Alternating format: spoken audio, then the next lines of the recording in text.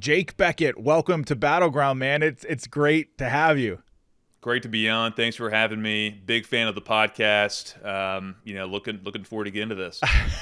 Well, thanks, man. That mean a lot. I just started this podcast a few months ago. I understand you've got one as well, and we were just talking prior to going live that if you're not in this space, you should be, because it's growing like gangbusters. That's for sure. It really is. It's such a fun format. From being a candidate, when you're doing media hits and you're on TV, you only get maybe 10 or 15 seconds to really make your point, and there's a back and forth. If you're on a panel, there's kind of a debate going on. It's unpredictable. I mean, this format with the longer form, being able to take a deeper dive into interesting topics and have on, interesting guests, and it's a great way to curate your own content, get your thoughts out there, and build your own, quasi-sovereign platform, if you will, and to get away from the corporate media. I think it's a great format. Man, I totally agree. And having run for office twice now, once for Congress in Western Pennsylvania and then for Senate, you realize pretty quickly, even with conservative media on your side, as we're both Republicans, the narrative can get away from you pretty fast. And what I realized is like, man, if I had something like this during my Senate run, I didn't necessarily need to filter what I was saying through whatever lens the media wanted to paint me, and I could just go directly to the people just like this as often as I wanted with an already built platform.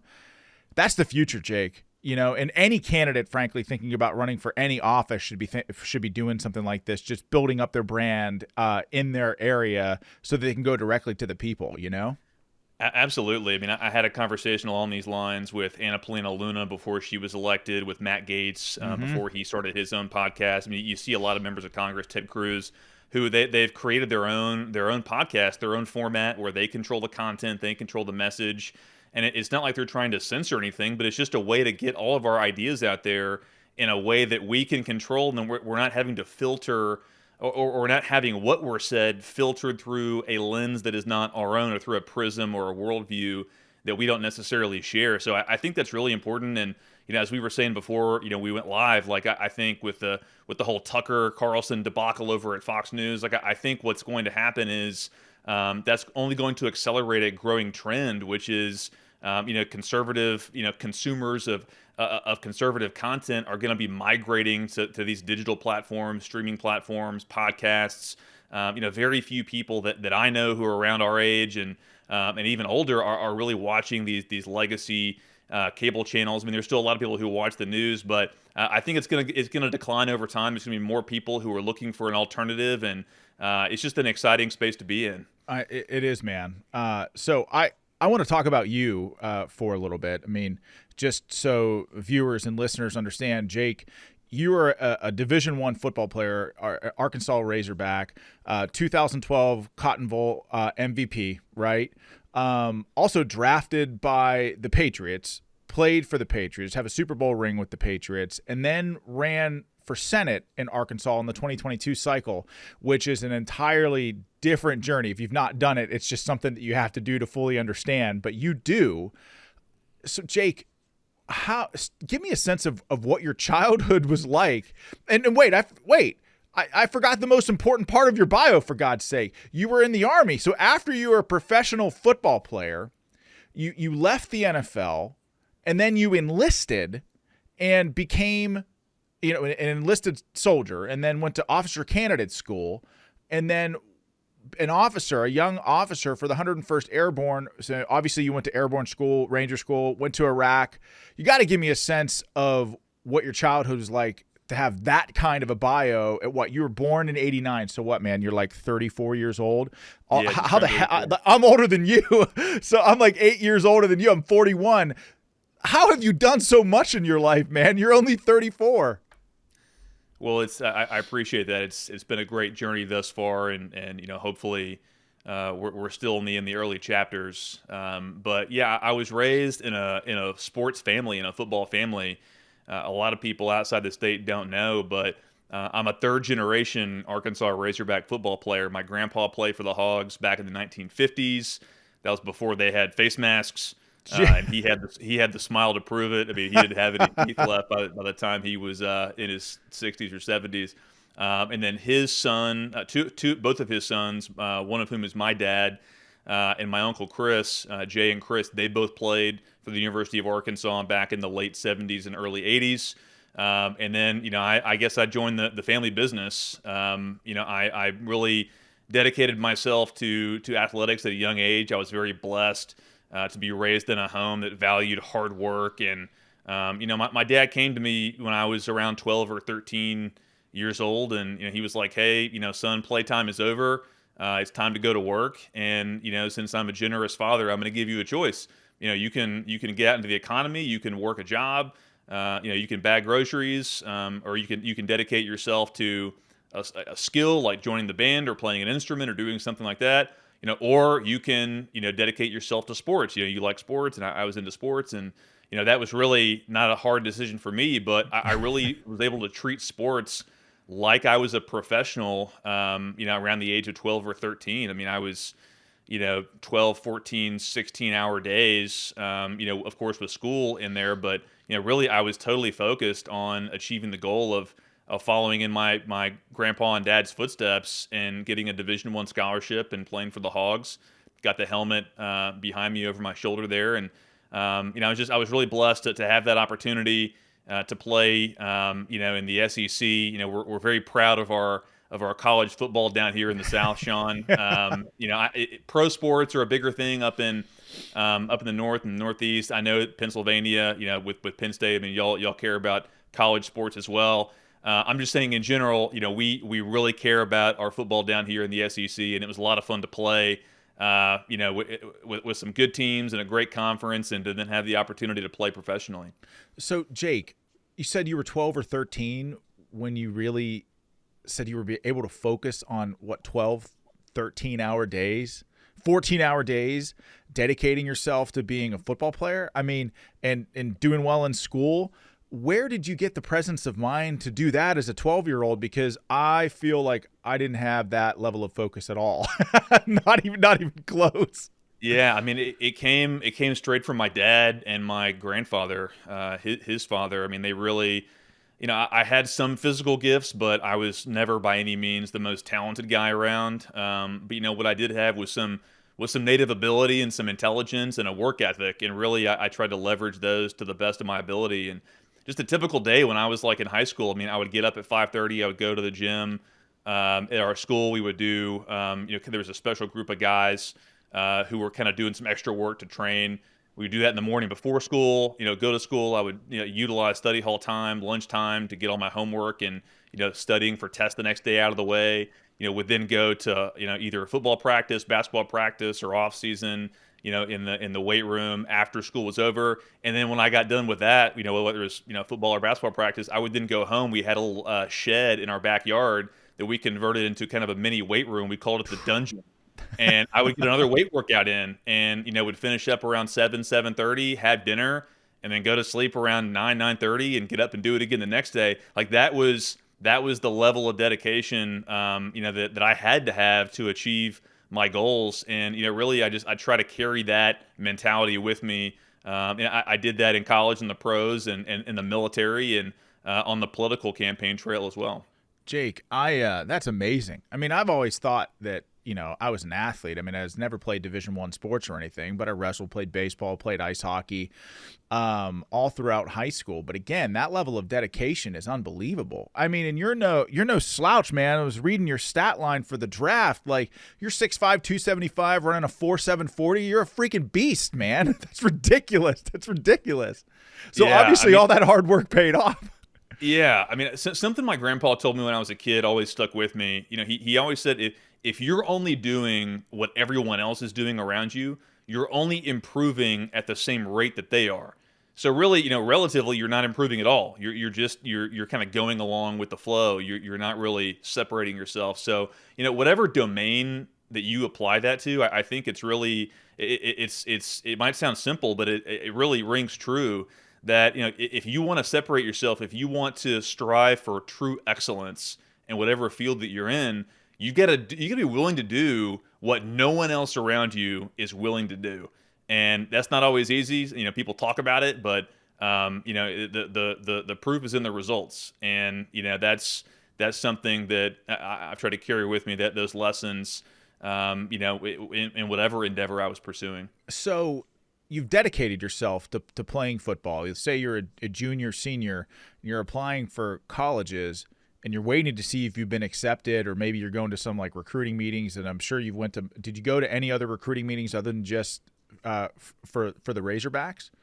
Yeah, I wasn't one of these top 100, national recruits. I was a kind of mid-level recruit. I had some other good Division I offers, and that process is pretty interesting. But it wasn't like I had, Alabama, Notre Dame, USC, knocking down my door, Penn State. I knew that when Arkansas, whenever Arkansas offered me, I was going to accept on the spot. I had the head coach at the time. He called me to formally offer me a scholarship. And I mean, before he could even get the words out of his mouth, I accepted. And he started laughing. I still, it was Houston Nutt, Coach Houston Nutt. We still keep in touch. He's a good man. And he was like, Jake, I've been in your shoes. Take 24 hours and think about this. I don't want you to make a decision emotionally. And I looked at my watch. I said, hey, Coach, it's 3:35. I'm going to call you at 3:35 tomorrow afternoon and tell you the same thing. And that's exactly what I did. I mean, I wanted to be a Razorback. As you can imagine, growing up in my household, that was the one thing that I wanted to do. And so, yeah, when I got the Arkansas offer, it was a no-brainer. Were you worried that maybe you wouldn't get one? I mean, I got to believe that you were. I mean, if that's all you did from the time you were 12 or 13 on, you worried that maybe you weren't going to get that call? Maybe not. You worked your ass off. I mean, you probably figured it was just a matter of time. I don't know, but what's that like when you're waiting for that phone call? Yeah, I put a lot of pressure on myself, and I mean, when you strive for anything, I mean, there's always that risk that it's not going to work out. But I really failure really wasn't an option for me. I always had a good feeling that if I handled my business, if I did the proper things, if I stayed healthy and stayed hungry, that it was going to work out. And it did. And it was kind of the similar feeling on draft night, waiting for a phone call from an NFL team. That's a feeling unlike any other. The NFL draft just happened over the past weekend, Yeah. and it's always fun, looking back to see those guys with their families as they're waiting, because it's so stressful. There's just time draws out like a blade. You can just you can feel the tension among the players.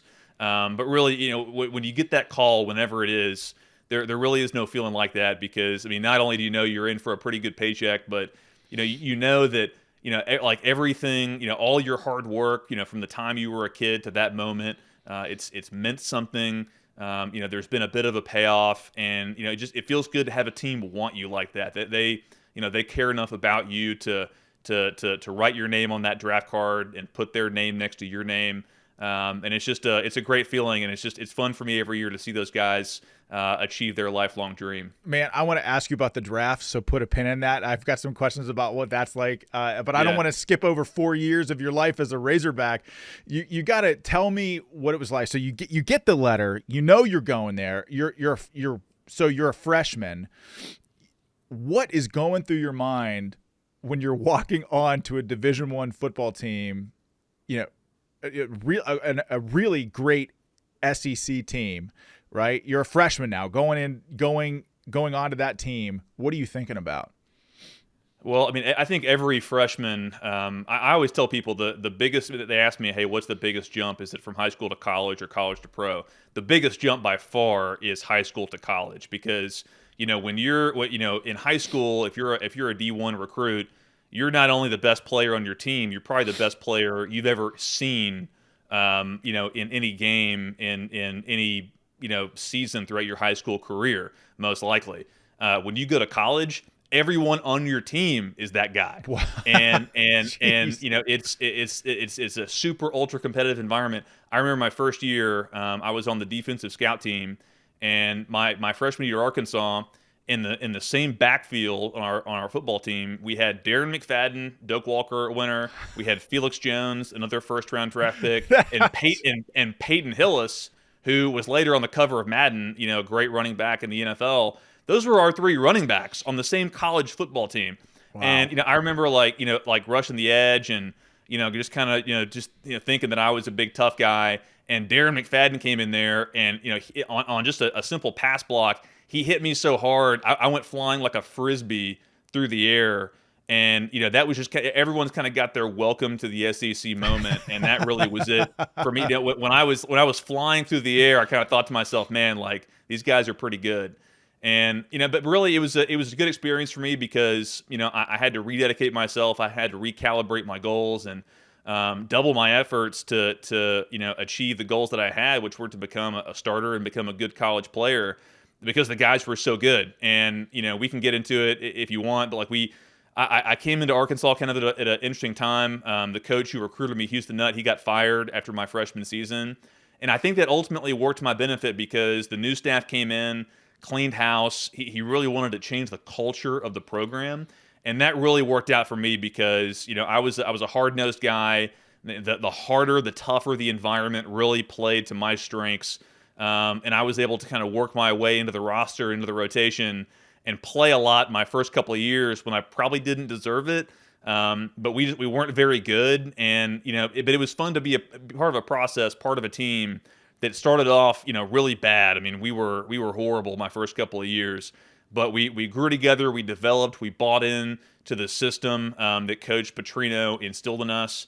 And by my last 2 years, man, we went 21-5. My last 2 years, we finished number 5 in the country my senior year. And it was it was awesome to be a part of that. I mean, what's it like running out of that tunnel your senior year, ranked number 5 in the Cotton Bowl, probably 100,000 fans in the stands? Yeah. What's it like running out of that tunnel as someone who's trained their whole life for that moment? It's incredible, and it's hard to describe to people who aren't from a state like Arkansas what it's like to play for the Razorbacks. I mean, Arkansas, it's a small state, just about 3 million people. We don't have any pro sports in the state, so the University of Arkansas, the Razorbacks, they're our team. And, that really the morale of the state really rises and falls with the success of the Razorback sports program. There was this old sports writer named Orville Henry who I think said it best. He said that, the people of Arkansas realize that it's not just wins and losses, it's the honor of the state that is at stake. And, that really, that might seem like a joke, but it's 100% true.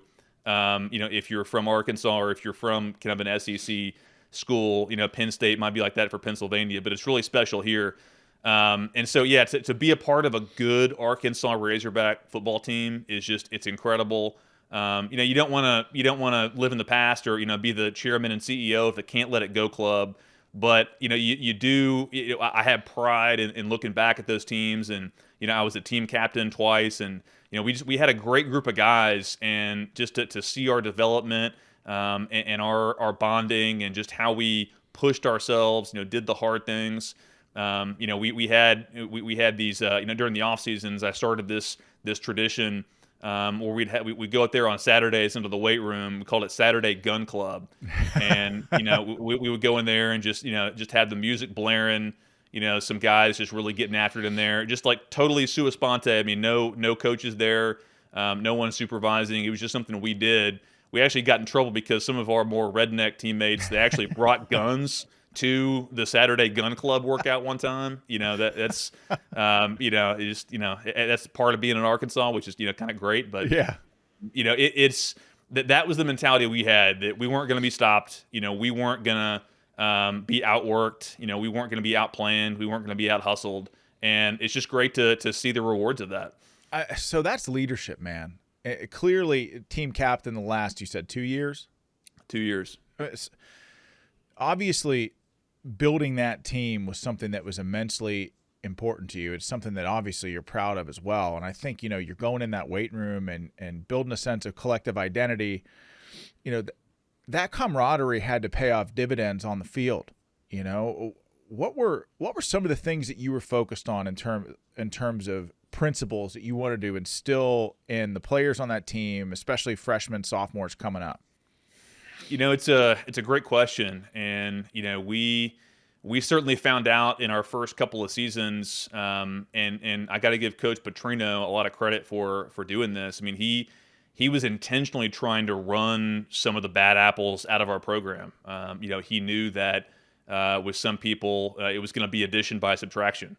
And a lot of people don't want to believe that. They think that everyone can kind of come around, but when the in New England, we kind of had a saying with the Patriots. The train's left the station, it's going 100 miles an hour. Either get on or you get run over.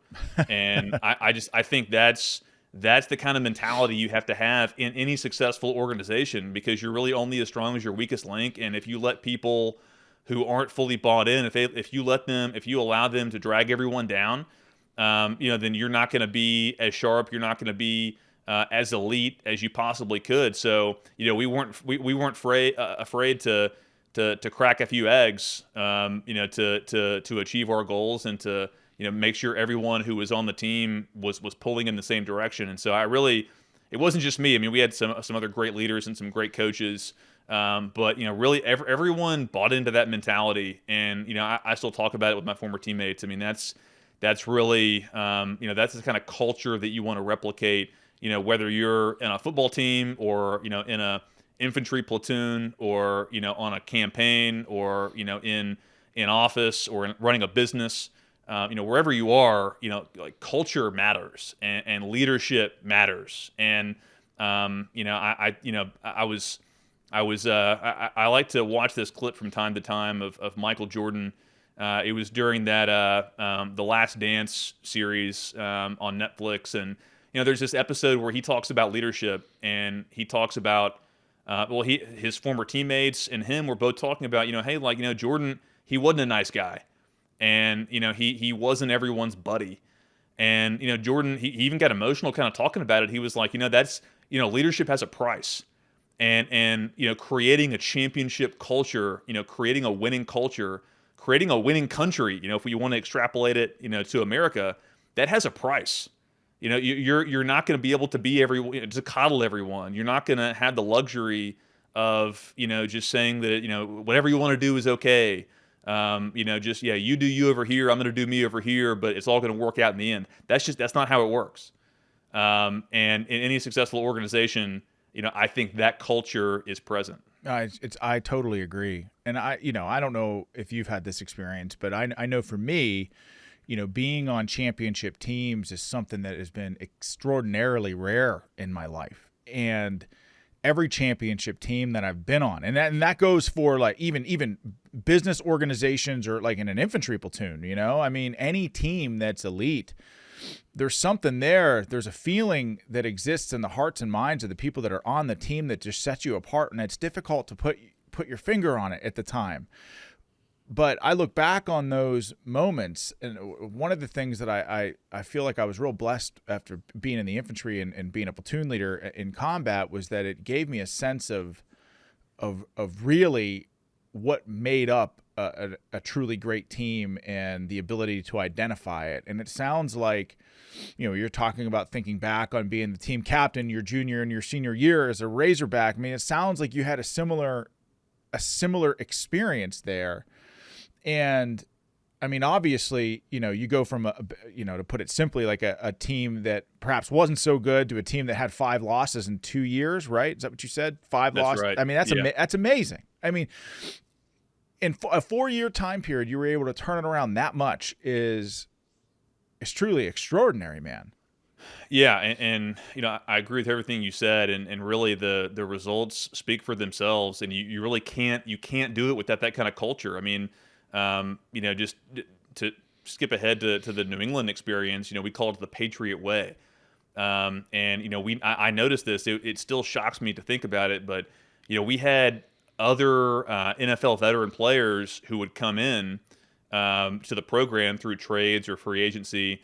I mean, like big name players. I'm not denigrating these guys, but like Robert Gallery, he played 10 years in the league. Reggie Wayne, he'll probably end up being a Hall of Famer for the Colts. Kellen Winslow. These guys came into the Patriots program, and after like a week of training camp, they went to Coach Belichick and said, "Hey, Coach, I'm going to retire. I don't need this. Y'all are getting after it too hard. I'm not used to the way practice is run. I'm not used to the way things are being done here.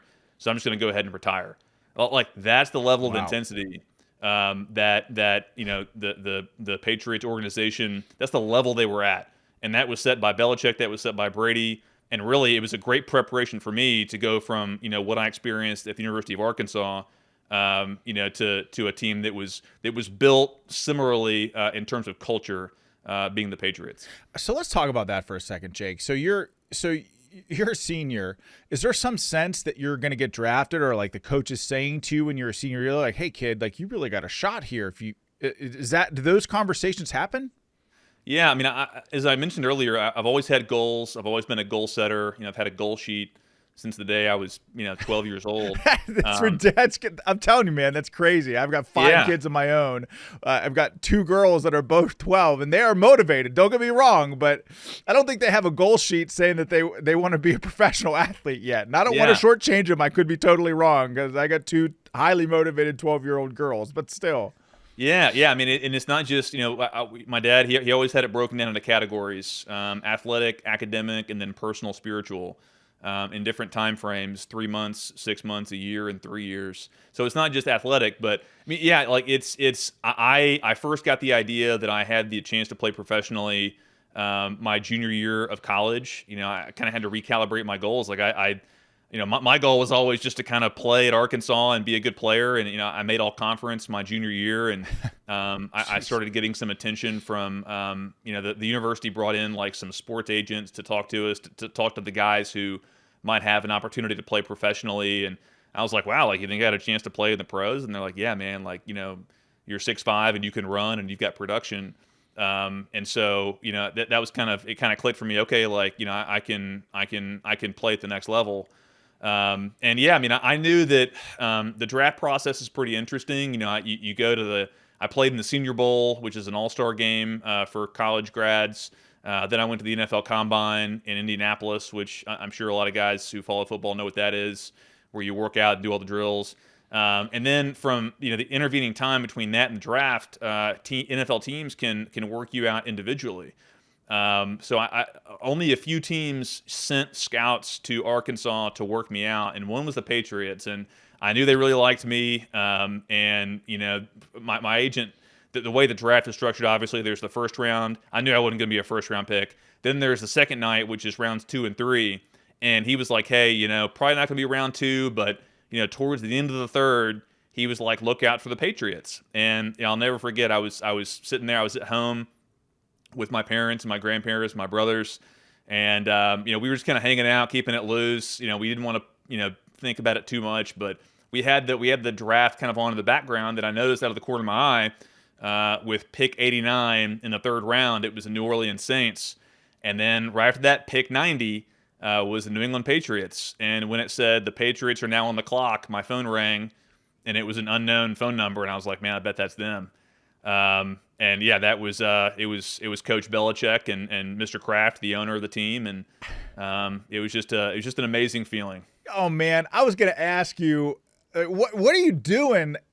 Waiting on the call. Like, are you like Brett Favre, like laying there on a bed in a pair of jean shorts? With like my short, yeah. Like, yeah. Like, what are you doing? You're just, how could, I mean, like, you're not out. I was like, what is Jake out at a Cracker Barrel or something with his family? His phone rings. Like, so it's, you get the call. What does Robert Kraft or Bill Belichick say to you? Well, for my family, we try to keep it as low key as possible. We didn't want it to be this big production, and didn't have any cameras around. I wanted it to be, just the way I liked it, which was with my family. And if it happened that night, it did. If not, we get it the next day. But yeah, I mean, it was fun. When the phone rang, of course, everyone started freaking out. And I answered the phone, and this is one of those moments you'll never forget. I mean, I answered the phone, and it was Coach Belichick's assistant, and he just said, hey Jake, hold for Coach Belichick. I said, yeah, I'll hold for Coach Belichick. And Bill gets on the line, and just his classic, monotone. He's like, hey Jake, we're gonna pick you right here, pick 90. Really excited to get you on the team. Hold for Mr. Kraft. I'm like, okay, like that was it. And so he passed the phone to Mr. Kraft, Robert Kraft, the owner. And Mr. Kraft is this just like grandfatherly figure. And he's like, hey Jake, we hear you're really smart. And it's like, if you say so. He's like, yeah, you're a business major, graduated in 3 years. I'm like, yeah, that's right. He goes, well, yeah, we really like you, and we can't wait to get you up here. And that really was it. They handled the logistics. I flew up there the next day, and it was just it was a fun night. We really celebrated that night, and it was just it was a whirlwind. I mean, your life's about to change, and for me, I lived my entire life in the South. Most of my family is from Arkansas and Texas, and I'd been to the Northeast briefly, to New York and D.C., but I'd never been to Massachusetts. Had never really been up in New England. So it was a new experience, a culture shock, but man, it was a blessing to be up there and be a part of the Patriot way. So what did they do? They flew you up the next day. Did they flew at least fly you first class? Yeah, I think they flew me first class. I mean, there's not a lot of big jets coming in out of Little Rock Airport. Yeah. But we got up there, and it really was just kind of an initial visit to meet the coaches, and I met some of the other guys who were drafted around me. We had an amazing draft class that year. We had the Patriots traded up, which is rare. They traded up into the first round and picked 2 first-round picks, Chandler Jones and Dante Hightower, two guys who had freaking incredible careers, and who have made a lot of money. And we had in my class Tavon Wilson, who had a great career, Nate Ebner, who just finished up like a 10-year career. I mean, we had a lot of guys who did really well. It was a great draft class, and so we got to know everyone, and really, it was about 2 weeks after that where I moved up to Boston permanently, and that's when you get into rookie minicamp, and you really, you either jump on the train or you get run over. Man, I have so many questions. So you're up in New England and Gillette, right? And Yep. so you get the call from Belichick, right? And he's like his little monotone. Like, by the way, as someone who is run for office, I know you appreciate this, but how Belichick deals with the press, I absolutely love. To this day, his press conferences are amazing. His press conferences are amazing. Yeah, he's the best. So you're on the same team then. You get drafted in 2012. You're on the same team with Tom Brady. Oh, it was Rob Gronkowski on the team in 2012? Oh, yeah. And Gronk was on the team. Hernandez as Hernandez well. was Yeah, on the right, team. right. That's that whole team. Did you Yeah. learn anything from those guys? Yeah, it really was. I mean, maybe not Hernandez, but maybe Brady. I learned what not to do from Hernandez. But yeah, I mean, being around Tom Brady, I like to tell this story. The first full team meeting that we had to start the 2012 season was in May, I believe, of that year, after the draft in April, and that's when all the vets came in for minicamp, and it was Bill was kind of giving his recap of the previous year that the team had just lost the Super Bowl to the Giants the year before. Oh my gosh, I remember. In 2011, and so was that the one with Plexico Burress caught the one-handed pass? Was that? No, well, that was David Tyree. That was the year. That was 2007. That was right. Perfect season. The 2011 Super Bowl. That was the one in Indianapolis. That was just a close game, and the Giants won. Mario Manningham had that long catch down the sideline. Oh, I remember. Yeah, it was just another the Giants just kind of had the Patriots number, man. Tom Coughlin was a hell of a good coach. But anyway, so Bill was kind of giving his recap of the season, and I'll never forget. So Tom walks in, and he takes his seat in the team meeting room. It's just like an auditorium, as you can imagine, and he sits there front row center. And I'll never forget. Bill's kind of giving his expectations for the season, and I'm sure it's the same speech that Tom had heard 15 times before that, and would hear 10 more times after that. But there Brady was, and he was sitting in his seat, and he had his notebook out. And he was sitting up in his chair, and he was furiously scribbling notes, just paying attention to everything Bill was saying. Was very engaged. You could just tell with his body language. And I mean, that had an effect on the team. I mean, if Tom Brady, the greatest quarterback of all time, is sitting up, taking notes, paying attention, engaged, if he's doing that in this nothing meeting, then what does that mean for me, for a no-name rookie, for all these other guys who were just trying to make the roster? And so really that was part of the genius of the Patriot way is, obviously Belichick set the tone. He was the boss. But the most important guy, and I say this, I mean, in college football, the most important guy in the room is the head football coach. In the professional game, the most important guy in the room is the starting quarterback. And Tom Brady and Belichick were on the same page about everything. And as hard as Bill pushed the team, if Tom wasn't fully on board, it never would have worked. There would have been a locker room rebellion, which is what you saw, unfortunately, with a lot of other football teams, particularly like former Patriots assistant coaches, like coordinators, like Josh McDaniels, Romeo Crennel, Charlie Weiss, and many others, Bill O'Brien, Matt Patricia in Detroit. Like, they all tried to be Bill, but if you don't have the buy-in of the QB1 and you don't win immediately, like the head coach, like, he's not nearly the highest paid guy in the room, so the players aren't really going to listen to him. Like, you're going to lose the locker room. So that was a huge competitive advantage that the Patriots had, was you had this very hard-charging, tough football coach, but you had the quarterback who was totally on board with everything. And, that was a tone setter from day one. I mean, obviously Gronk kept things light. I mean, I'll tell you a quick story about Gronk. So all the Patriots, as players, we all had these key fobs that gave us 24/7 access to the Patriots facility. And, during the offseason, Gronk, I mean, I tell people, ask me what Gronk's like. He's exactly how you imagine him to be like. I mean, he loves to do two things: play ball and party, and he's really good at both of them. And he would go out in Boston or Providence, and he would have his boys like drop him off at the Patriots facility at like 2 or 3 in the morning, and he would fob in and he would go and like fall asleep on the Patriots training table beds. And when the trainers would come in the next morning at like 5:30, they'd see Gronk laying there, and they wouldn't wake him up. They would just roll up his sleeve and give him an IV and just like resurrect him. And a couple hours later, the guy's on the practice field just dominating. And that's when I realized, Sean, that like, my ceiling might be pretty high, but it's not as high as some of these guys. I mean, I was trying to do everything right. Work out twice a day, take care of my body, and then you see someone like Gronk, who's just an absolute freak of nature. I mean, great guy, worked hard, but like I could not have done what he was doing in terms of extracurricular activities, and then performed in the way that he did. I mean, he was just unbelievable. That's an amazing story.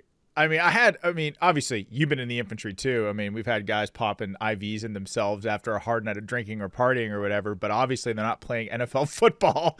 Yeah. On probably arguably the best team in the NFL, especially at the time. I mean, I'll tell you, as a Steelers fan and a rabid football fan myself, I mean, I could not stand the Patriots, especially 2012, 2013, 14, 15. You talk about the Giants having the Patriots number. Well, the Patriots had the Steelers number all the time.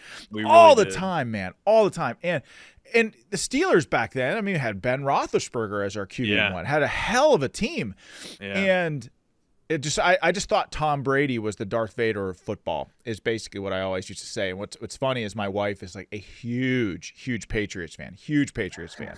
And I'll tell you what, though, man, obviously I was a fan, didn't really know anything about Tom Brady personally, and sure as hell didn't know him the way that you do now. But when he moved to Tampa Bay and took Tampa Bay from basically like a losing football team to a Super Bowl champion in 1 year, it made me a believer in Tom Brady, man, because he's obviously has something in his heart and his mind and the way that he performs on the field, the way he dedicates himself to the craft. He's got something that's contagious to other people on the team. And what you described it right there in that first meeting. Comes in, he's laser focused, and he's taking notes after hearing a speech that he's probably heard 100 times. I mean, that's amazing to me. That's fascinating. He raised the level of performance of everyone around him, and that's just the mark of a great leader, because like anyone can perform at a high level, but when that's contagious, as you said, when you're the rising tide that lifts all boats, you're something special. And I noticed it firsthand. I mean, guys would just it's and Tom was good about it. He would make a point to have a personal relationship with every guy on the team. NFL teams, it's kind of cool. I mean, there's small teams. I mean, you only have like 45 guys dress out every Sunday. I mean, an NFL sideline is pretty lonely. I mean, there's like no one there, and so you really get to know everyone on the team really well. And Brady, like with the rookies, he would always do a good job of like. I remember like one of my first weeks up there, I was having breakfast. I was in there early by myself, and he got there early too. And he made a point to just sit down next to me and just start talking. And we had a conversation. We were talking about golf or something. And I think he did that on purpose. I noticed because he wanted to get everyone kind of over the oohs and ahs of, oh my gosh, that's Tom Brady. Because like once you get over that, you realize that. He's just a man like anyone else, and obviously he's the greatest quarterback of all time in my opinion. But at the end of the day, he's still a man, and he bleeds just like we bleed, and he's got emotions and a family, and it's just I think that was important to make him to kind of humanize himself to the rest of the players, so we could have a good working relationship. And I played some offense my last year in New England, and I got to experience firsthand like. What made him so great as a quarterback. I mean, like when you're running routes and, say you're a tight end and, you see cover two where, you've got split safeties and you're running the seam, like, the ball's coming to you, like, that you're the right read. And like, if say like, nothing against some other quarterbacks, but like if say like Jimmy Garoppolo or one of the other backups was in the huddle, like, hey, like maybe he'll see you, like maybe the pass will be on the mark. But with Brady, when you're running that route and you're open, like you better get your head around because the ball's going to hit you right in the shoulder pads, like right when you clear that second level. Like the ball is just, I mean, like that was Brady's true. That was his distinguishing factor. I mean, he was the smartest QB in the league, and he was the most accurate. Really, him and Aaron Rodgers. And that was just it was amazing to see that from both ends, from the defensive end. And then, playing offense, to see it from the other side of the chessboard. So, just being around that level of excellence with the coaching staff and the players, defensive guys like Vince Wilfork and Gerard Mayo and Rob Ninkovich. I mean, it was a really special group. So, Jake, so what do you think? I'm asking you to speculate about Brady a little bit, but, he people make fun of his draft class picture. No one thought that guy was going to be the best quarterback in the history of the NFL. Was he born that way, or did he work his ass off to get there? He worked his ass off. Tom, I tell these stories a lot too. He was way ahead of the curve in terms of nutrition. He had he had his own nutritionist. We were fed really well from the training table in New England, but like Tom had his own. He had his own method, which he has since published, the TB12 method for nutrition and training. I mean, obviously he wasn't the fastest guy, he wasn't the most athletic guy, but as a quarterback, he was extremely intelligent. He was worked perfectly in our offense with our offensive coordinator Josh McDaniels. There's no one better pre-snap than Tom Brady. He knew what the coverage was. He knew the matchup he wanted. Yeah, it helps to have guys like Gronk. But like Brady, he was a magician at using pre-snap motion and pre-snap reads to know exactly what the coverage was going to be and get us into the right play. It's kind of a lesser known attribute of his. But a big part of playing in the NFL for a long time, no matter what position you are, is staying healthy. And Brady was. I mean, it's a skill for a quarterback to like avoid big hits. Big Ben, Roethlisberger, he was different. I mean, he was like 280. Guys just kind of bounced off of him. He was getting crushed. He was still getting rocked, and he had some injuries. Brady was just, I mean, like he would go, I'm telling you, there were entire games where Brady would not get touched. And, I mean, that's, you multiply that out over a 20-year career, and that's how you played that long at a high level. You're not really, you're not just getting rocked like a lot of these QBs are. So the reason why I asked that question, Jake, is because it sounds like you just work your ass off to get to where you are. Fought tooth and nail to get to where you are. It sounds like, you're a junior as a Razorback. Wait, you think I got what it takes to play pro? And then the answer is, yeah, man, I think you could do it. So clearly, like, I mean, maybe you always dreamt of playing pro. But maybe you didn't think it was a reality until that point. And clearly, I mean, Tom Brady, I mean, I don't think anyone ever thought he was going to be the best quarterback that ever played, but I agree with you. I think he's the best quarterback to ever play the game. And this is what I tell my son now is like, yes, I know that, working your butt off, playing a sport, like sometimes it's just about who works the hardest, because like you, Jake, I've never been the biggest, strongest, fastest, most intelligent, but I never had what it takes to play Division I anything or pro anything. But hard work and dedication, applies to all areas of life as well, whether you're, trying to excel in business or get a book published or run for office or whatever. And so what I was always try to tell my kids is like, look, man, there are always going to be somebody better. There's always going to be somebody faster. There's always going to be somebody stronger.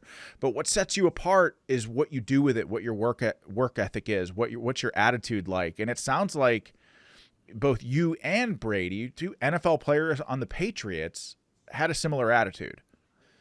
Yeah, that's very well said, and it's a lesson for everyone. Whether you're a parent of small kids, or you're a leader in an organization, or even as a follower, someone who aspires to lead a group of people or a company or whatever it is. You've got to have the mentality that it's not always going to work out the way you think it is. You're going to be faced with adversity, and that's not always a bad thing. I mean, Brady was. He was the seventh quarterback drafted in his draft class in the year 2000, and he kind of had to have a lucky break to get his shot with the Patriots, with Drew Bledsoe getting injured. But all of his preparation and all of his hard work, kind of like got him that opportunity, and he seized the moment and made the most of it. And that's kind of what I tell young people, and that's the advice that I try to give to young leaders everywhere is that you've got to separate yourself. You've got to be willing to do things that no one else is willing to do, and then when you have that opportunity, you can't let it slip. You have to be ready to seize the moment, because you don't know when you're going to have other chances, and that you don't know when you're going to have injuries. Like everyone in the NFL has injuries. I mean, you're not going to know when. When you're in the military, when things are going to go wrong, and there's going to be a leadership shuffle, or whatever it is, you don't know whether you're going to get the deployment or not. But your job, and that was kind of Bill's mantra, Belichick's mantra, was to always do your job, and not ignore the noise, focus on what you can control, and when you're called upon to act and to do your job, you're ready to do it. Man, so you're on the Patriots. You end up getting a Super Bowl ring with them, Jake. And you transition off the team. Do you have an injury or something like that? Yeah, I had a really unfortunate streak of injuries. Had a knee surgery, a shoulder surgery, and a core surgery, like basically all at once. Oh. And that after 4 years, that pretty much knocked me out of the league. So you transition, and now you're an ex-NFL player. How old are you at this point? I was 26. So you're 20. So you're 26 years old, and then you make the decision to enlist in the Army. Where the hell did that come from? Yeah, that's the question my parents were asking. It's crazy. So I mean, there's a little more to the story. I got hurt, and I was out of the league, and I was kind of at a crossroads. Like I knew that. Just to back up a little bit, there was a guy who was a very influential part of the Patriots organization. He was a former Navy SEAL, a SEAL Team 6 guy who was a childhood friend of one of the coaches, and he was always hanging around the team. And I always found myself talking to him. And his name is Dom, and just hearing his story and what he had done and what he was doing. He was still active at the time, with the East Coast SEAL teams, and I kind of came to the decision that when I wanted to play football for as long as I could, but I made the decision that whenever that day was over, where I was no longer in the NFL, I wanted to serve in the military. No one in my family had ever joined the military. I mean, I had some distant relatives who had been in, but that was a calling that I really couldn't explain where it came from, other than it was just something God put on my heart. Through Dom and through some others. And I've always been someone who loved history and has always looked up to soldiers and statesmen and people who have had that in their background. So I got hurt my 4th year, and I was kind of like, well, I can try to hang around the league for a couple more years and see if I can make another roster. or I can just, take all these surgeries and, take some time to get healthy and then go to the Army. And so I actually went to law school for a year. I went to Georgetown Law in Washington D.C. And my original game plan was to get my law degree, get my JD, pass the bar, and then go in. I still wanted to do infantry, but I figured I would still be young enough. And my dad's a lawyer. Like I've always, I always wanted to just have a legal education. Never wanted to practice law, but I figured why not. And when I was in D.C., when I was in law school, I got to know some great people in town and people who had been in the military, people who were still in the military. And I kind of told them my plan, and every single one of them to a man was like, "Hey, look, you're still relatively young, you're healthy now. If you want to go, be in the infantry and go through Ranger School and do all that, like you should do it right now. While you're still young, you can always go back to law school." And I really thought about that and prayed about that for a long time. And after my first year of law school, or first year and a half, that's when I decided to drop out and join the Army. Man, so you enlisted and go to OCS? Yeah, so I went through basic training. I was on an OCS contract, so I did basic, as an enlisted soldier, and then went through officer candidate school, which is a pretty good deal. It's a 12-week program, and once you successfully complete that, you commission. I branched into the infantry, and then did the infantry basic officer leadership course, and then Ranger School, and then went to the 101st. Jake, I wish I could describe in words adequately for people that are listening or watching how you go from the top of the top on the New England Patriots to going to be an OCS. Like, you gotta, like, that's an unbelievable thing. I mean, like, you go from being a professional athlete on the best football team in the world to being the lowest of the low in OCS. OCS sucks. I remember watching those OCS officer candidates run around with little ascots on. Yeah, with like the ascot, you have nothing. You go from the top down to nothing, essentially. And God, talk about humility, man, because there's no way you can do that without a sense of humility. Humility is a great word. I remember that feeling, going from my, I lived in Boston when I was with the Patriots, and had a really nice apartment in Boston. And then when I was in DC, had a nice apartment in DC. And then I go from that to being in a big open bay with bunk beds and like 60 basic trainees, and then going from there to slightly better accommodations at OCS. And I just remember, like, yeah, I mean, here we are. You wanted to serve. This is part of the deal. Humbling yourself and going to wear the uniform and just be whatever your rank and your accomplishments ascribe you to be, which is what the military really is. And I think a lot of my fellow basic trainees and guys in OCS and on, some of the cadre instructors, they figured out who I was, and they respected what I was doing. And I didn't want to big dog anyone. I mean, not that you can when you're in that position, but I wanted to go through the process. I wanted to do it just like anyone else. And it was a great experience. I mean, it wasn't fun by any stretch of the imagination, but it was a good, I think football, it was a great preparation for a military life. I mean, there's a lot of symbiosis there, at the University of Tennessee and Knoxville. Their big stadium is named after General Nealand, who is a former Army general, who then became a longtime coach of the Tennessee football program. And, Douglas MacArthur obviously was a lifelong supporter of the West Point football program. And, there's just a lot of crossover there, between football and the military. And, I was well prepared for the rigors of a military life, except maybe Ranger School. I mean, as you know, like, no one can really prepare you for that. But I went in. What I will say is I went in with the right mentality that, I'm humbling myself. I'm becoming. I'm engaging. I'm accepting this process, whatever it is. And I look back and I have no regrets.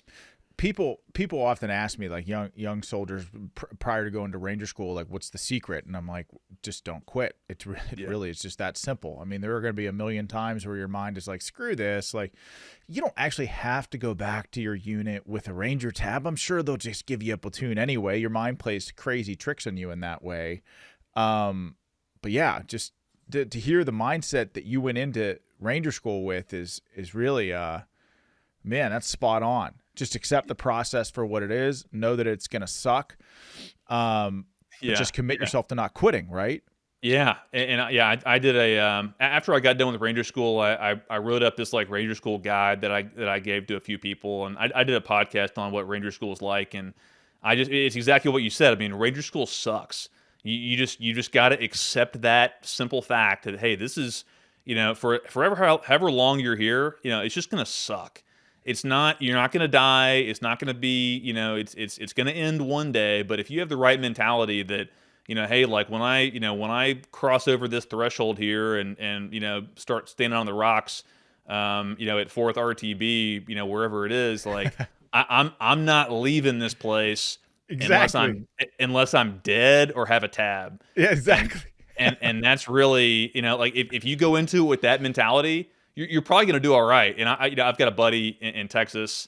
He recycled every phase. I mean, he spent like 6 months in school. I mean, with Best Ranger. I mean, he was there for like 6 months. Oh my God. But like he just, but we were laughing and you understand it. Like when you have the mentality, like, hey man, like, I'm not leaving. I'm not leaving without a tab.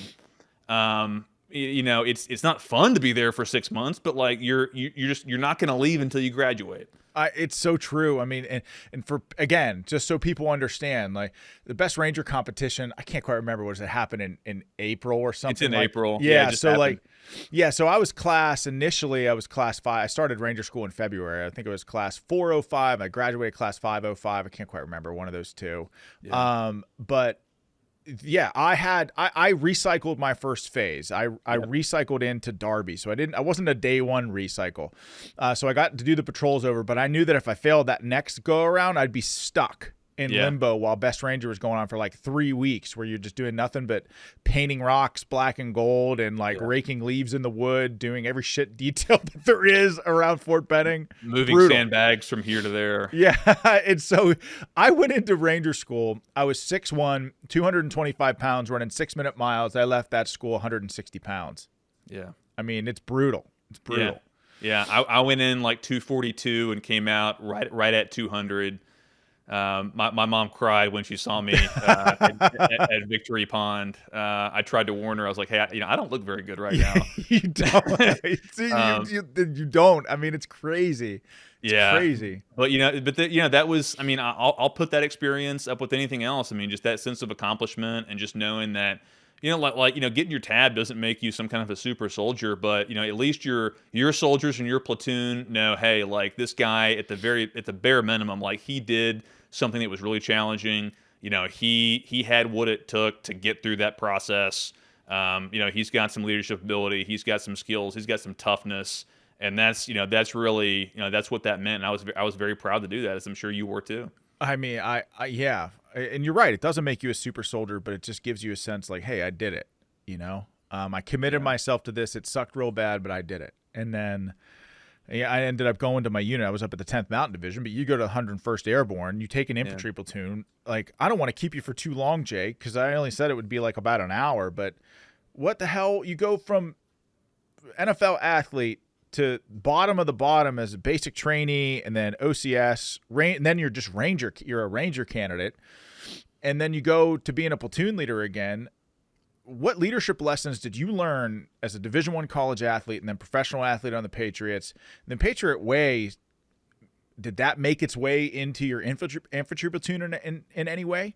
Yeah, for sure. I mean, I'll tell you a funny story. When I got to my unit and I got to my platoon, I wanted to be as low key as possible. Just like my mentality. I mean, I didn't want to be like the former NFL guy, and like I wanted to be just, hey, like I wanted to be Lieutenant Bequette. I wanted to be a good PL. I wanted to do my job and train the men. And we had just gotten back from a deployment. I deployed to Iraq and then came back, and it was really funny. So we had just gotten back, and if you like ESPN, Tim Tebow did this thing with ESPN every year where it was like a salute to service thing every Veterans Day. And what they would do for this salute to service special is they would go to a military installation, like an Army base or a Marine Corps base, or I think they went to like an aircraft carrier one time. And he would just like, Tim would kind of go through some of the training and like talk to some of the soldiers and obviously talk to the base commander or whatever. And I didn't even know this, but like when I was in Iraq, the ESPN people had selected the 101st Airborne for 19, and Tim and I were teammates with the Patriots, and Tim starts talking to the producers at ESPN and said, "Hey, like I've got a former teammate who's with the 101st. Like let's get him and make him a part of the program." And so, I get a call one morning, from my battalion commander, and for all your listeners, like you never want to get a call from your battalion commander. And he called me on my cell phone and said, "Hey, Lieutenant Bequette, report to my office immediately." So of course, I'm thinking, something horrible has gone on, and he's like, "Hey, the CG, the 2-star general, the commander of the 101st Airborne Division is, you're requested to go meet with him today." I said, like, what? And so I scramble up to the base headquarters, and I'm met by the public affairs officer for division. And he's like, "Hey, tomorrow morning, 0800, you've got an interview with Tim Tebow." And so long story short, we do this interview, and it wasn't just to sit down with Tim. They wanted to film me doing PT with my unit. So yeah, like you see where this is going. Like I'm trying to be like the no nonsense, like forget about the football career. Yeah. Like we're here to work.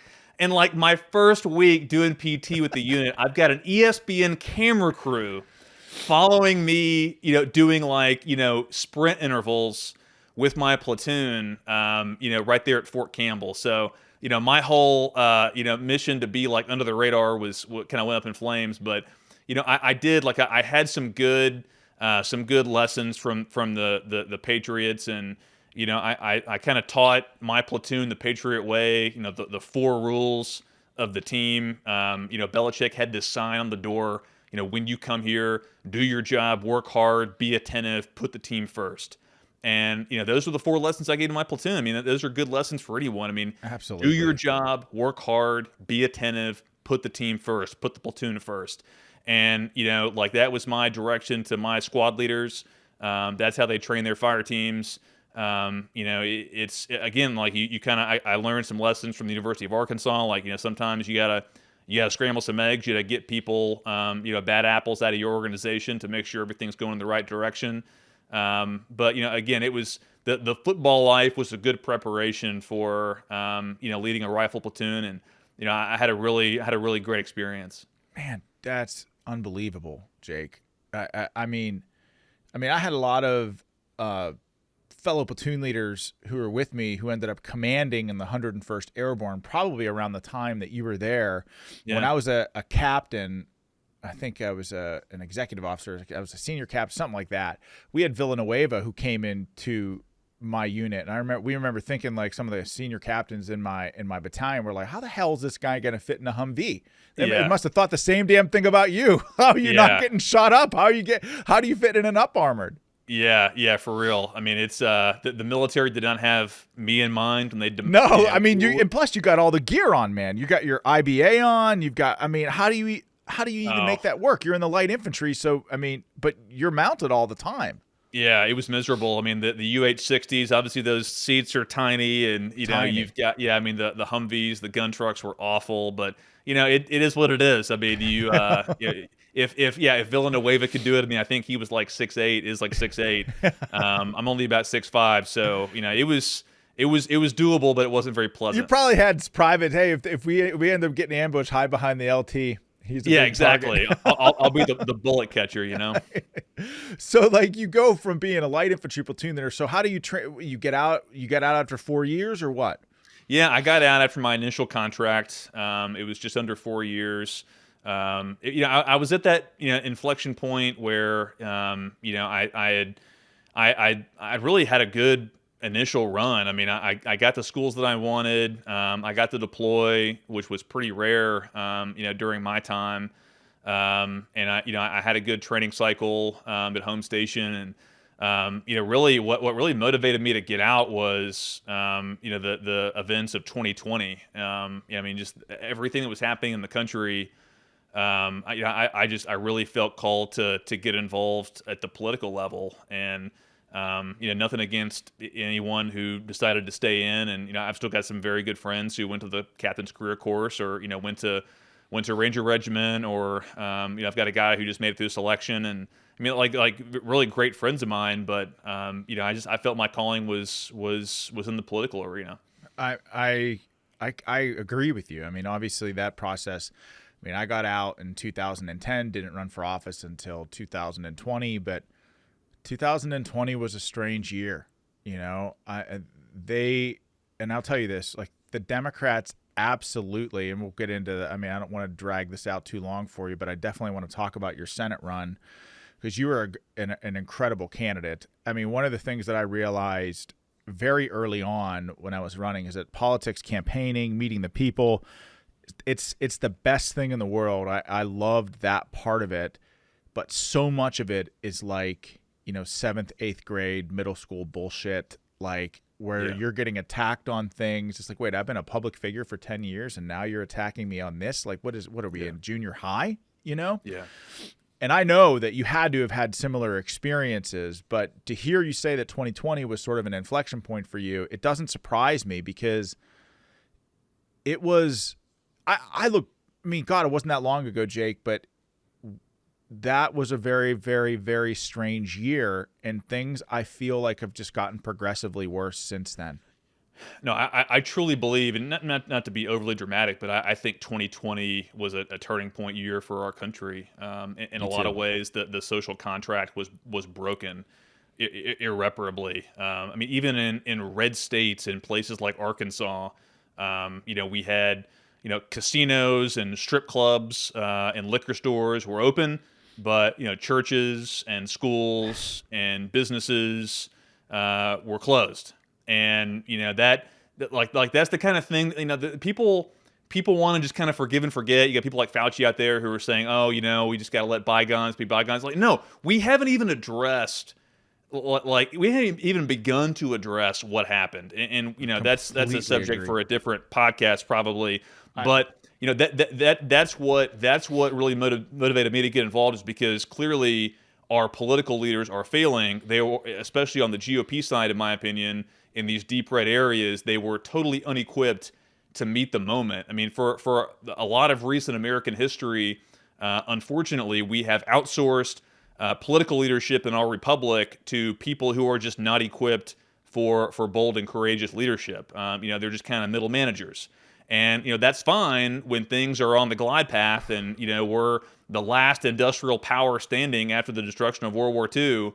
I mean, anyone could run America and things would be fine. But those days have passed, and now we're at a point where we need great leadership, and we have people who are in power who are totally unequipped, just constitutionally, for what's necessary. And so, it has been good to see people who kind of have that leadership gene, if you will, striving to get involved in politics. It's really hard to break into that, as you and I know, and other great candidates across the country who were unsuccessful in the past couple of cycles. Hopefully there will be other opportunities for other good people to run in the future. But these people, these politicians, the career political class, and the consultants and the media and everything that's kind of in conservative ink, as we call it, they're not going to let go easily. This is their life's work. I mean, they've built up these institutions to enrich themselves, to give themselves self-esteem, kind of a semblance of meaning. These are the people who I call the nerds. The people who were getting stuffed in lockers in high school. This is their thing. Like, politics is their thing. This is it's a revenge of the nerds situation, and they're not going to let the real leaders take away what they think is rightfully theirs. So it's going to be hard. I mean, that was one of one of the benefits, I think, of Trump, getting involved and obviously winning in 2016 was he kind of changed that dynamic at the national level. But we've got to change that dynamic at every level of politics, local, district-wide, and statewide. So it's an ongoing process. It's going to be a brutal process. It already has been. It's hard sometimes to stay optimistic about it, but I firmly believe that God put us here in this time, in these circumstances for a reason. It might have to get worse before it gets better, but I've made a commitment. I'm going to stay engaged in this fight. I know you will too, because we need good people. It's revival or bust in America. It is revival or bust. I think you're 100% right. And there are some leaders in Washington on our side, few, but leadership in today's day and age in Washington, D.C. is few and far between. And what I've seen is just people who hem and haw and test the political winds prior to making a decision. And I lament that fact because you have consultants who would say, well, don't take this position. Don't speak, especially like at the tail end of 2020 going into the 2022 cycle. I talked about, I went after Fauci a lot. And some people were like, you shouldn't do that. Most Americans like him. I'm like, no, he's a crook. He aided and abetted people who locked this nation down. As a candidate in 2020, I had people calling me every day, Jake. I'm losing everything. I can't go talk to my loved one who's dying alone. My father is trapped in a nursing home and there's nothing that I can do. My business is bankrupt and there's nothing I can do. Every single day, I watched the people of my state go through that while I had people saying, don't go after. He's the one responsible. And you know why I'm going to talk about it? It's because I trust in my ability to go out there on a soapbox in town square and sway public sentiment. But that right there, Jake, that I know that you have that, but there are so many politicians that are afraid to take stances that require the ability to sway public sentiment one way or the other. And as a conservative, it's really difficult because you have the entire media industrial complex standing against you that just do nothing but lie as a matter of routine in service of whatever political goals that they have. You have Hollywood, who is completely stacked against you. You have almost the entire education system completely stacked against you. But that's why this moment that you're talking about, I think, requires such a unique style of leadership, one that you, Jake, are well equipped to handle. Well, I appreciate that, and I think you're exactly right, because it's one thing that unites the left and the phony right in D.C., what we call the Uniparty. One thing that unites them is defeating outsiders, defeating people who are actually going to speak the truth, as you were against Fauci when it wasn't popular. Of course, that's popular now. But, there's in politics, there's no bonus points for being early, for being right early. I mean, ask Pat Buchanan.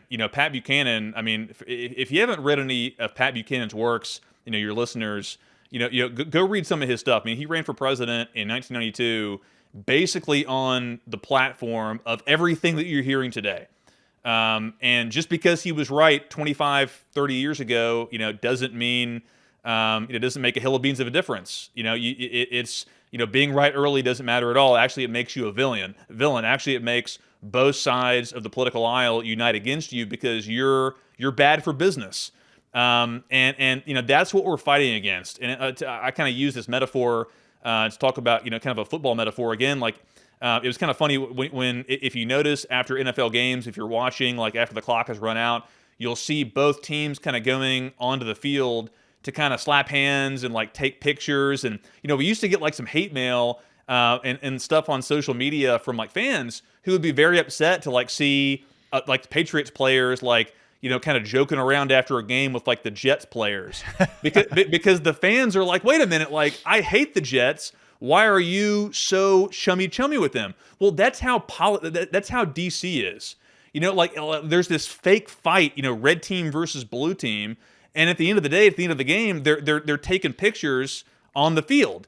And we as the people or the fans are like, wait a minute, like there's a real battle going on in our communities, but we've got this fake opposition, this fake just this noise that's happening in the media and in Washington. There's very little real debate taking place. That's why I thought the battle over the speakership was one of the very few instances in the past 10 years or so where you get to see real politics at the cutting edge happen in real time on the floor. There's a reason why in D.C. these politicians, they want to minimize that as much as possible. They don't want open debate. They don't want people to be exposed to parliamentary procedure and to hear these things actually discussed, Democrat versus Republican.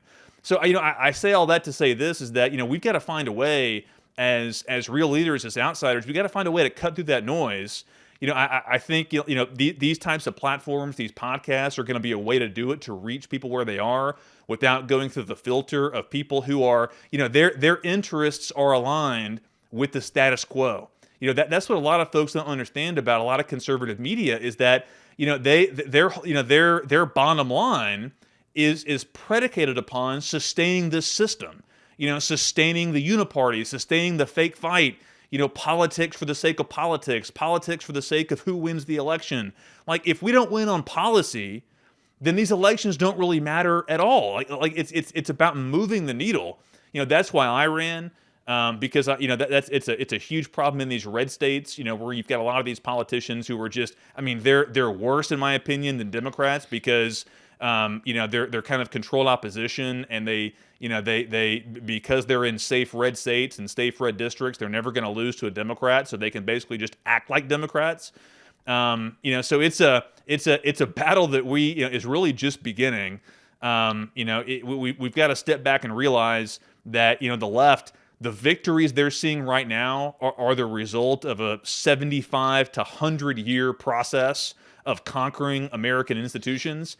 And we've got to have the mindset. I know a lot of people, they want Caesar to ride on the white horse. There might be some kind of a shot in the dark candidate who comes in out of nowhere, but really at the end of the day, we have to build our own institutions, and we have to have our own 75 to 100 year process to rebuild and retake this country or whatever is left of it. That's a long answer, but that's really kind of the way I see things in terms of the state of play. I'm not gonna sugarcoat it. I'm not gonna tell people what they want to hear. I'm not gonna say that Red Wave 2024 is gonna save us, because guess what? Red Wave 2010, Red Wave 2014, the Trump phenomenon 2016, Save America 2020. It didn't work. So we've got to be honest with ourselves. And we've got to take a step back and say, hey, what we're doing isn't working. We keep investing all of our time, effort, energy, and money into this same process that is not giving us good outcomes. And so we've got to start thinking about things in a different way, be more innovative. I completely agree. One of the things that I learned both in my run for the House and for the Senate is the number one quality that Republican voters, our base, want in a candidate is their ability to fight and not back down on what their principles are, and to truly represent them and be willing to stand on the parapet and take shots if need be. Not ingratiate yourself with the media in the hopes that maybe someday you'll be a celebrity walking on the red carpet at the Met Gala. No, screw that. If you're a Republican, or if you're a conservative, or somebody that believes in this country, the heart and soul of this country and the Constitution, you have to be willing to fight like hell to save it, because our opposition, and when the Democrats talk, or the radical left talk, I come from a family of Union Democrats. Yeah. The Democrat Party today ain't the party that they were 50 years ago, right? They're not. And so we have to be willing to fight and stand on the line and oppose people who want to fundamentally transform this country. And when they talk about fundamental transformation, they mean tearing down what was. Well, I think, hey, America, maybe we have, some spots where we can improve. What country doesn't? But this is a pretty damn great place to be. And anyone who's traveled around the world and seen what happens in other countries knows that America is the light in the world. And we have to continue to fight to protect this for our children and our children's children. I agree. As part of the campaign here in Arkansas, I got to know a couple of families, and they were families who, one family came to America from the country. Now it's Zimbabwe. Then it was Rhodesia. and the other family, came to America from Cuba. And, both of those countries were taken over by, hard left Marxist revolutions. And, these people are just, they'll tell anyone who will listen to them that what they're seeing here in the United States are, they're seeing some of the same harbingers of what they saw in their homeland, that was eventually taken over and conquered to the point where it was unrecognizable and they had to flee for their lives. And, those are the stakes. And we have to be honest with people. We have to, as you said, we have to be able to stand up and stand there on the ramparts and speak the truth. You're exactly right. If your elected representatives, if your state governor, if your favorite political candidate, if he is not actively hated by every media institution, if he is not actively hated by the establishment in the GOP or the establishment in Washington and the Democrats, like if that person is not just public enemy number one, then there might be a problem there, because as you and I both know from our campaigns, that these people, the enemy, they know real opposition when they see it. Exactly. Vladimir Lenin, when he wrote about the Russian Revolution, the group that he persecuted first in Russia were the true believer Orthodox Christians. And the reason why he eliminated them first was because he knew that they had real devotion. He knew that their faith and their worldview and their fearlessness meant they couldn't be bribed, they wouldn't back down, they couldn't be bought off, they wouldn't go along with the red cultural revolution. And so, he saw the warning, he saw the danger signs from them, and so I take it as a compliment. Every time that I'm attacked, during the campaign and social media, whatever it is, I wear that as a badge of honor because the left and the establishment right, they know their enemy when they see him, and to the people out there, you've got to follow people like that. Man, well said. God, this country's lucky to have people like you, Jake, and you got to tell me, man, what's next for you? Obviously, you've got your podcast, right? You've got your podcast. You're doing that now. What's the future hold?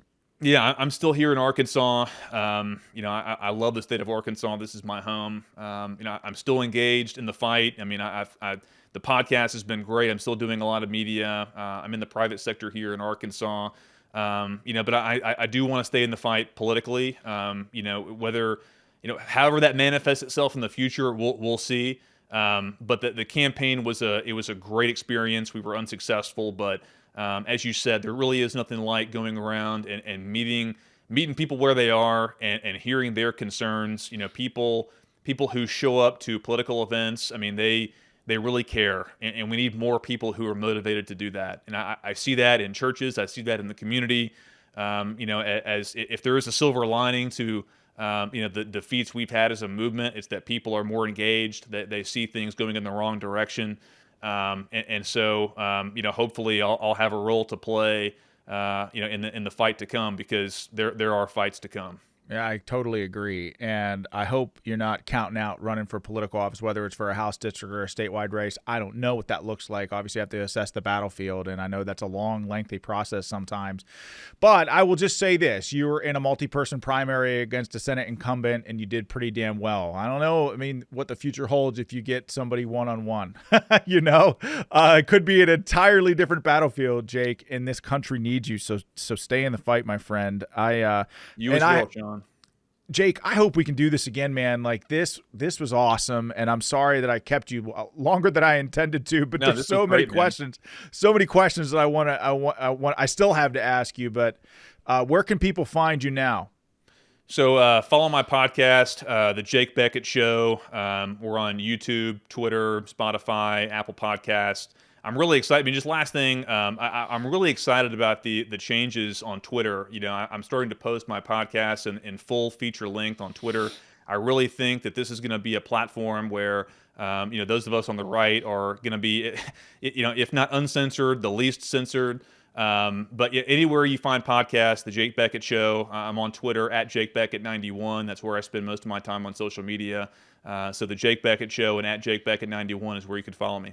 Awesome, Jake. Hopefully you can come back on and we can continue to solve all the problems of the world. Just two knuckle draggers solving America's problems. We'll do it, baby. Two 11 series guys saving the world. that's a podcast in and of itself right there, brother. But thanks for coming on, Jake. And we'll talk to you soon, brother. Anytime, Sean. God bless. You as well.